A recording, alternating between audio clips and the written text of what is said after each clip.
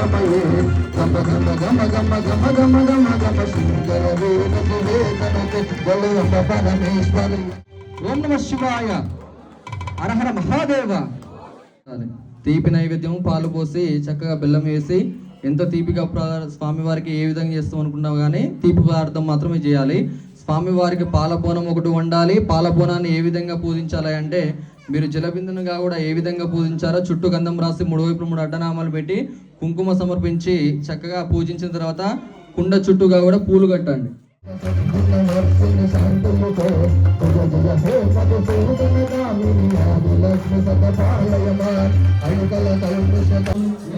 పట్టుకోనా